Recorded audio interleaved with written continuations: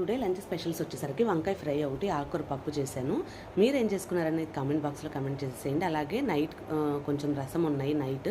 అవి అయితే మా చిన్న పాప కోసం పక్కన పెట్టాను. తనకి రసం చాలా ఇష్టము.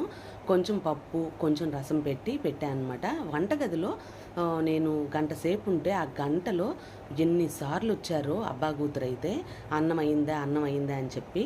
ఈరోజు మా చిన్న పాప స్కూల్కి వెళ్ళలేదు కోల్డ్ అయ్యి. దానికి తోడు వాళ్ళ ఫాదర్ని కూడా ఉంచేసిందనమాట.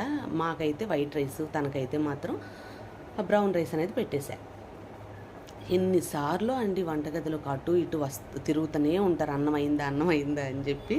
మీ ఇంట్లో కూడా ఇలాగే ఉన్నారా? ఇంట్లో ఉంటే ఊరికి ఆకలేస్తుంది కదా. ఎన్ని కూరలు ఉన్నా సరే ఆవకాయ అనేది కంపల్సరీ కదా. ఎంత వేసుకున్నాను కదా ఇప్పుడు, కానీ కలిపిన తర్వాత చూడండి అసలు కలరే ఉండదన్నమాట. నాకైతే మాత్రం పప్పు కొంచెం పచ్చడి చాలా కావాలి.